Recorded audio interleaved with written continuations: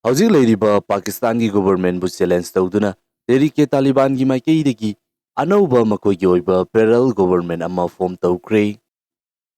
Pakistan gi Tehrik Taliban singi manglan asi matam amada Afghanistan da leiramba civilian government adubu maitiba piduna makoina hauzik Afghanistan rule tawbagumna Tehrik Taliban sing asisu Pakistan gi leiriba hauzik gi government asibu maitiba piduna Pakistan asi makoigi oiba haibasini.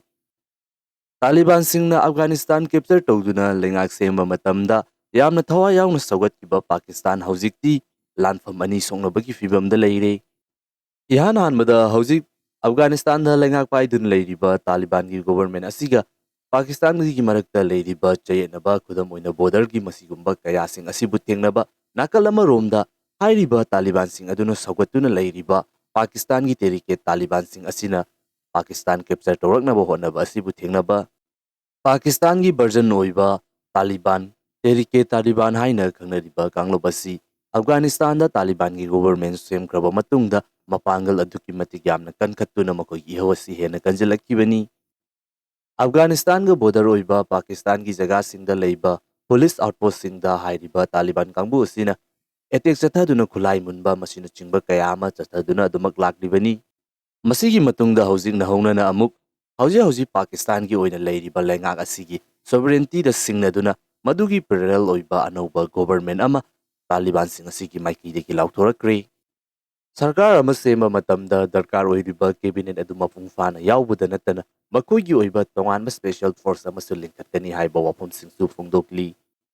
Wafam asi taabada hauzik leiriba Pakistan ki lengaki maikidagi karigumba darkar oirakpa taragadi fighter aircraft na singba sizinaduna Afghanistan da leiriba Tehrik Taliban gi base sing asi phawba makoina changsinduna attack tawba yai haiba wafam sing media da phongdorakpa hokre. Masida oirakpa yaba kiningai oiba maram khara sing haiba taragadi hauji Pakistan hairiba leibak asida government na mathau phajana tawba ngamdabana maram oiduna praja miyam sing asi aduki matik yamna waribani pochai maman tangkhatpa amasu makhal makha kayagi oiba awaba se theng phanglibani. Maram asina Taliban singna haurakliba ihau asida praja miyam amasu sogatpa yabagi maram leiribani. Masida sunatana Afghanistan da Taliban government laklaba matungda chana halakpa niyom kaya ama hauji Pakistan da leiba miyoising asida survey tawba matamda niyam sing adu Pakistan da su chanahanba pami haina phongdokpa miyoy kaya ama su leiri. Maram asina hauji leiriba Pakistan gi lenga asida pendaduna leiriba miyoising asina Taliban gi lenga asibu sawatkibasu adumak oithokpa yaba maram singni.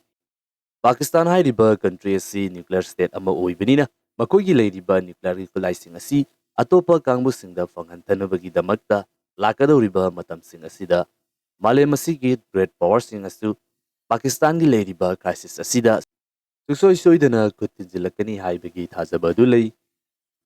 Amabu oigera India gi oinadi leiriba crisis asigi impact asi negative oibana yamba phangba yabagi maramda lei. Hauzik thorakliba crisis asida miyamgi mind divert tawnabagi damakta Pakistan gi maikaidagi India da karigumba thabak thawong khara torukpa yabagi oitokpa dusu lei. Natragasu hauzik leiriba ihau asibu namthanabani haiduna US natraga China na singba country sing asina Pakistan leingakta anauba khulai natraga paisa kaya ama pisinduna makogi military upgrade tawkiba haibasisu India gi oinadi lakliba matam asida aduma khudongtiba oigidawribani. Video sigi oinadi mata asida losinjarage matangi anauba video update amada amukka hanna thengnarasi.